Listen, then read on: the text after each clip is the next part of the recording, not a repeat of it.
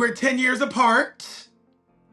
And she's been my best friend since she was a baby. I was queer very early. In our community, that came with a lot of pushback from our community. You know, when it was time to make the unconditional love choice, she and my mother both made that choice. In the face of an entire community and infrastructure telling them both that they were going to burn in hell for doing so.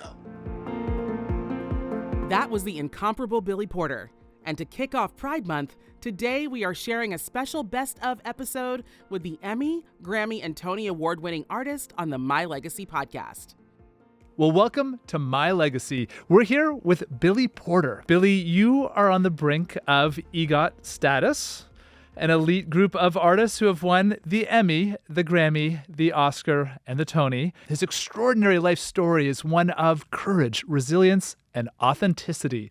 And we hope it will inspire you to create a living legacy and lead a more fulfilled life. On this podcast, we don't just hear from iconic figures. We also connect with the people who know them best to give us deeper understanding of the challenges and the triumphs that have shaped their legacy. Joining Billy today is his sister, Mary Martha Ford, whose love and support have been central to his remarkable journey. Billy and Mary Martha, what a privilege it is to be with you, and thank you for being here. And so, Billy, we got to start off by asking you to introduce Mary Martha and sharing what makes her such an important person in your life. Okay. Well, Mary Martha Elizabeth Ford is my baby sister. We're 10 years apart. And she's been my best friend since she was a baby. It's like I couldn't wait till she was old enough so we could like hang out. I was like, get your childhood over with, please. So we can hang out. You know, I call her the rock star because, you know, she has turned a very complicated life into something great for herself and everyone around her. And I'm just, you know, honored to call her my rock star sister. Oh, that's sweet. Thank you. It's beautiful. I love that. I'm here with my brother. I got goosebumps, or as you would say, God bumps. There you go. Listening to that one. I love it. Billy, so we're talking about legacy, and can you take us way back to Pittsburgh? Can you tell us a little bit about your childhood and maybe share a story that really helps to shine a light on what life was like for you growing up in your younger years? It was tough. You know, it was traumatizing very often, and there was a lot of love as well. And I had a lot of angels in my life who were encamped around me, who saw me in ways that sometimes my immediate family, my immediate sort of community didn't understand. And these people were able to just kind of guide me in the right directions so that I could dream and accomplish beyond my circumstance. You know, a music teacher identified that I could sing. And from that point on, you know, in the 5th grade, and from that point on, the angels in my life stepped in and made sure that I was able to, like I said, dream and accomplish beyond my circumstance. Mary Martha, I've got a question for you. Yes, sir. Being 10 years younger, what was your dynamic like when Billy, kind of growing up, and how has it evolved? How has it evolved? So I don't remember him until my first memory was maybe when we were 5 or 6, and it was Christmas morning. That's one of my first memories. Christmas morning and him waking me up and taking me, like, I rode his back into the living room, and there were gifts, and there were gifts that he bought me with his own money because he had a job working at Kennywood, which was Kennywood our Park. Kennywood Park, which was our amusement park. I just remember Billy being kind and my friend, someone that I looked up to. And he was always singing. And so we were always everywhere where he was singing and performing. My mom and I would be there all of the time. I should have been at home on a school night, but I was in the theater. Wherever he was, that's where we were. And so that's how I ended up catching the theater bug as well. How has it evolved? It has evolved from being, I don't know, just brother and sister to best friends. And so I can call him about anything. We talk every morning. There's just a check in. How you doing? I'm doing all right. What you doing today? And I'm very grateful for that.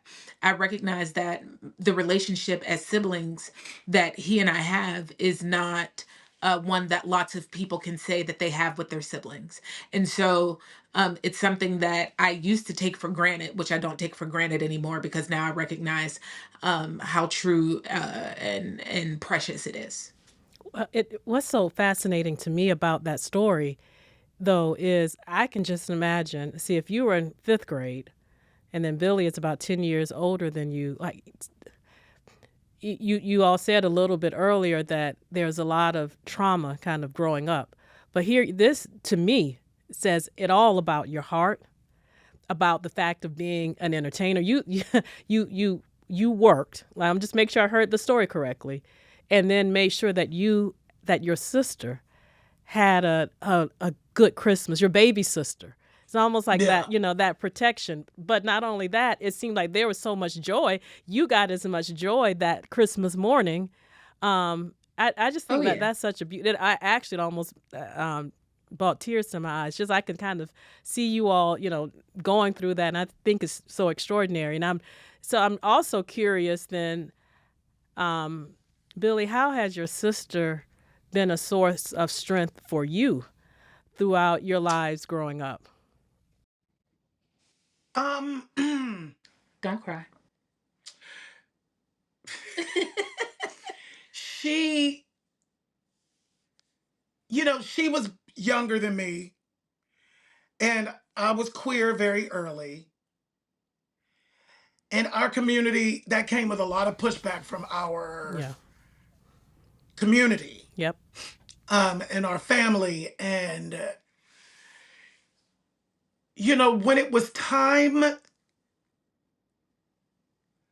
to make the unconditional love choice, she and my mother both made that choice. Hmm. In the face of an entire community and infrastructure telling them both that they were going to burn in hell for doing so.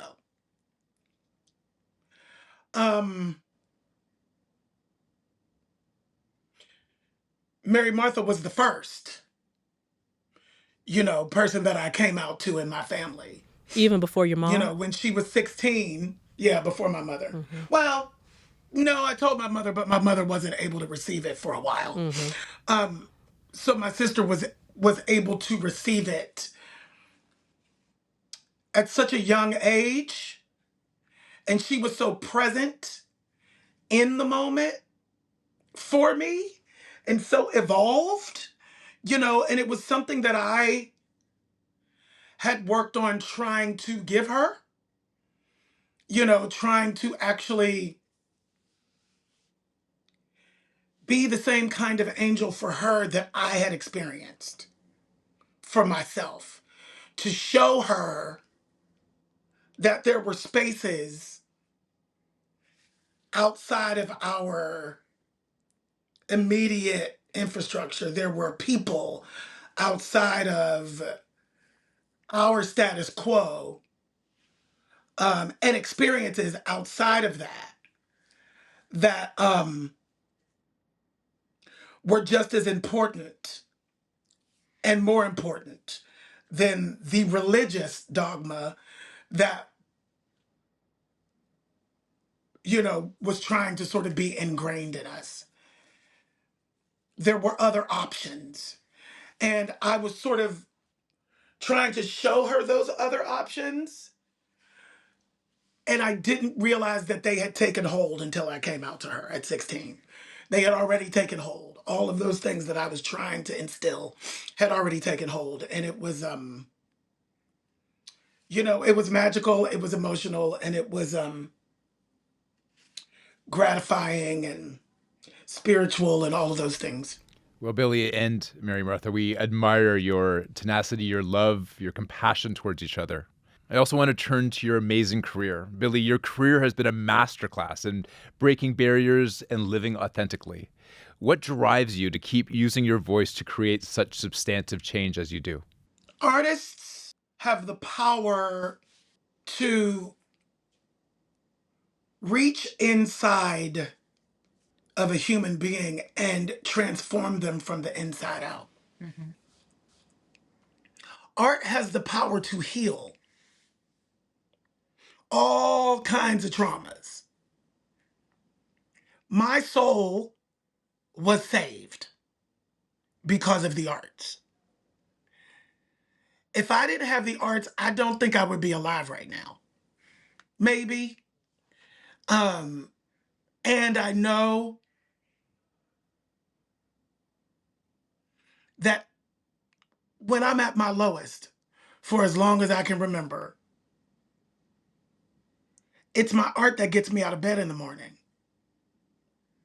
And there was also, growing up, no representation really. No mainstream crossover representation of somebody who looked like me, who stood at that intersection of Blackness, queerness, and spirituality.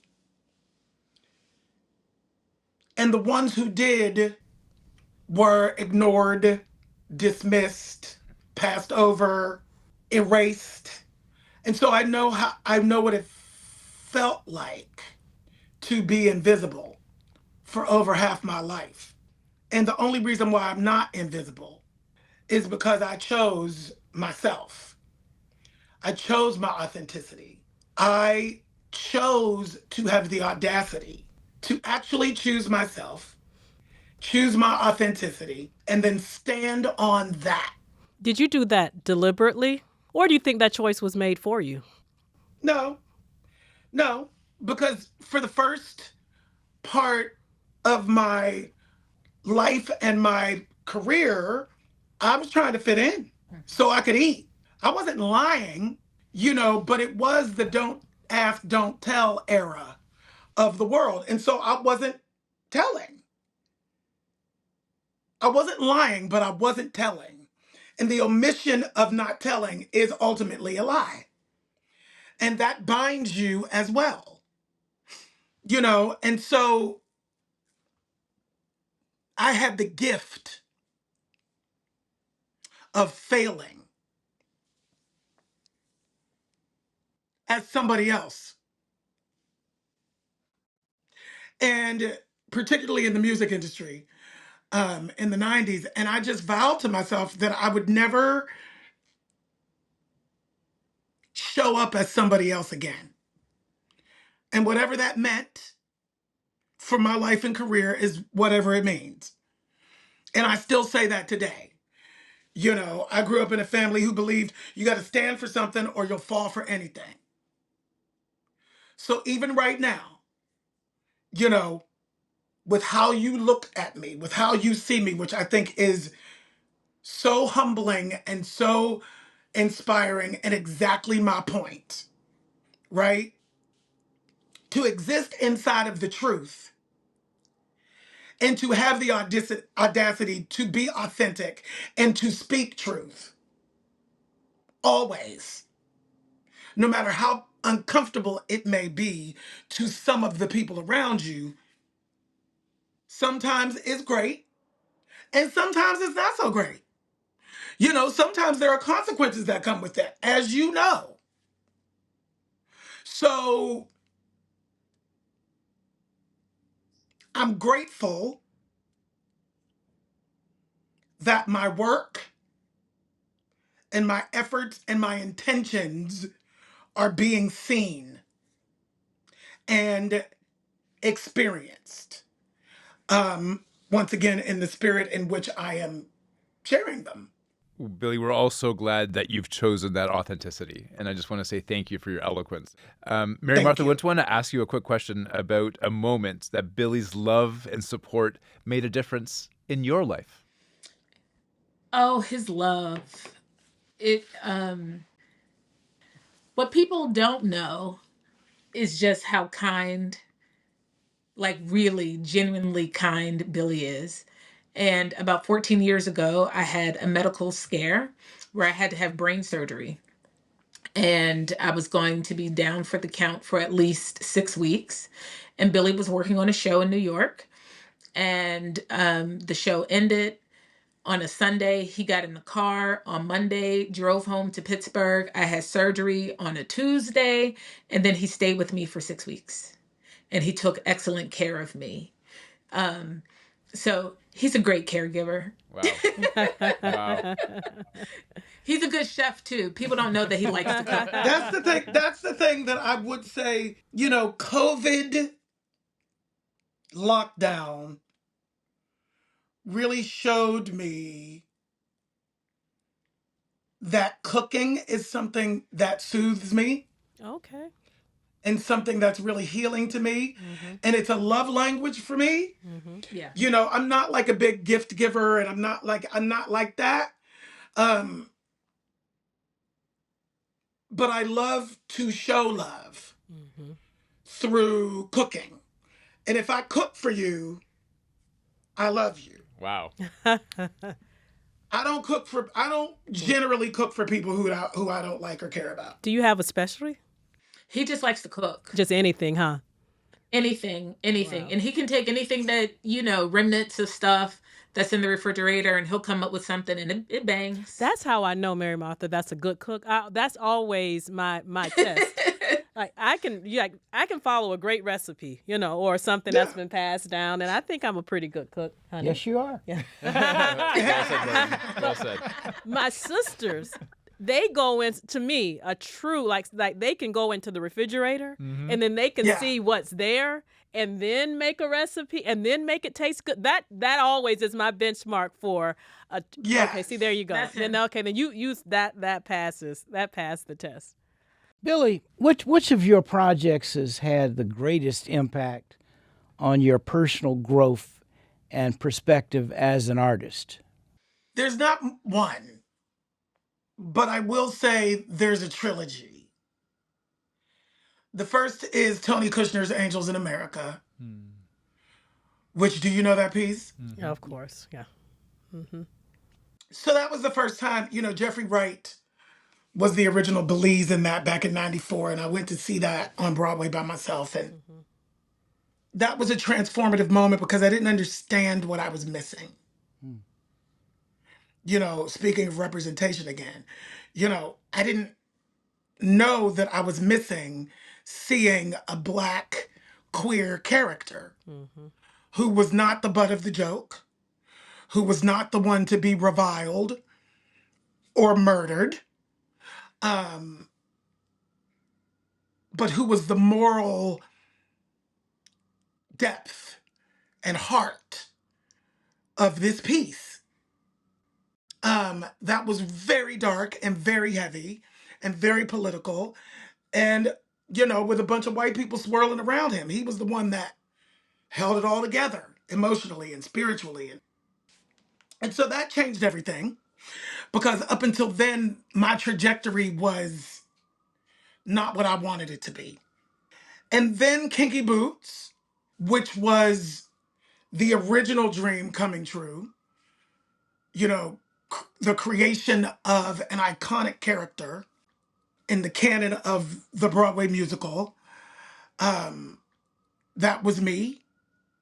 That was developed and written around my skill set, that I won the Tony and Grammy for. That was, and inside of that, my character, who's a drag queen, drag artist, has a very not great relationship with his father. And he actively forgives him in the story. And my relationship with both of my fathers was tenuous at best. And I had a lot of forgiving to do. And so the act of forgiving even a fictional character 8 shows a week for 3 years is powerful because our bodies actually don't know the difference. Yeah. That's the hard part about being an actor and a performer. Our bodies don't know the difference when we're faking it. But our bodies and our nervous system still thinks it's the same. And we have to do the work to sort of untangle that emotionally and spiritually for ourselves. The third piece is pose. Because the character of Pray Tell, the community that it's dealing with, the time frame that it exists in, all of those things are part of what it feels like as an artist to be in the center of your purpose, calling, and ministry. Those 3 pieces were a culmination of really, really hard and focused work and choices that I had made for 2 decades, to get there. I walked away from the status quo. I took the road less traveled because I knew that if I was going to continue down the trajectory that I was on, I would never be happy. And it's so interesting because with that comes a lot of, there's a reason why the road less traveled can be lonely sometimes.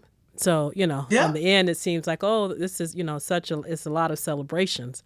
But what people don't really see and understand is all the sacrifices, I think, that goes into that, not only when you're doing it, but I'm sure, even now.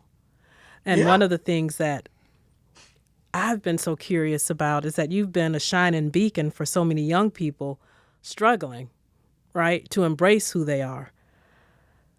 But being one of the first Black queer men to live, just so boldly, and particularly in the spotlight, I know it comes with intense pressure. Like we know about the pressure that people don't see. Can you just share an experience or what that has been like for you? I want to tell the truth. Yep.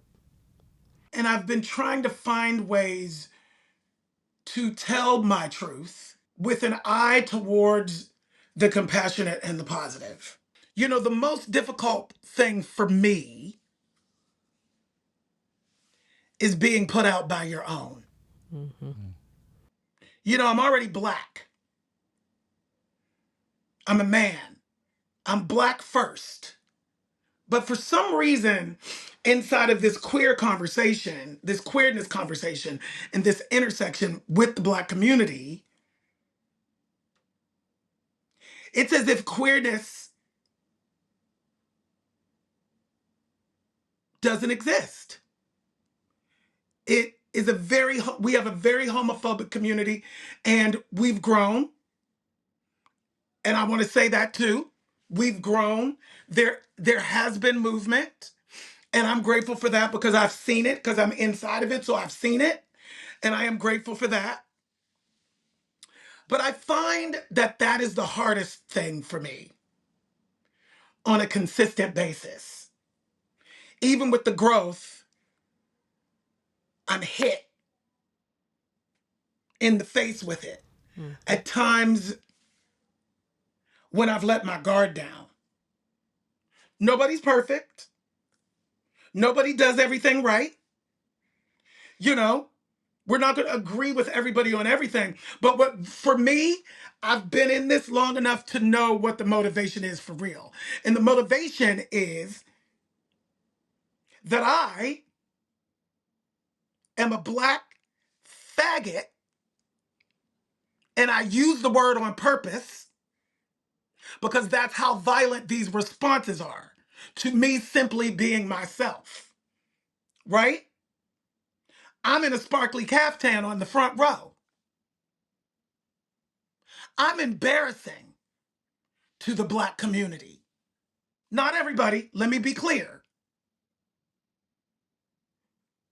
How dare I have the audacity to be on the front row, out loud, proud, in a dress? How dare I? Is it more anger or hurt? I don't know. No, Who, for me? you. Like when you, yes, for you, because It's like when, both. yeah. Mm-hmm. It's both. Mm-hmm. It's all of the above. Mm-hmm. You know, because I'm out here trying to help everybody. Mm-hmm. I'm Black first, y'all. Whether y'all want to acknowledge that or not, people see me as Black first, babies. You know, even with the queer community, I've had to start going to things and being like, y'all know I'm Black first though, right? I stand at this intersection, but I'm Black first. And clearly I have to remind you all of that. So I'm going to start reminding y'all. Well, Mary Martha is a Black woman, Yeah. because that's, Yes. we talk about that a lot, being Black and being a woman and kind of all that, Right. that brings. I'm Black. Yeah. Yes. Yeah. All of it. I'm Black first, Mm-hmm. woman second, and people put it together, Black woman, and then that has its own context for some people. It's not separate, but I'm at a lot of intersections myself. Mary Martha, can I ask you a question? And I ask this gingerly, and let me acknowledge the fact that I'm not Black. And so I ask this seeking to listen and learn.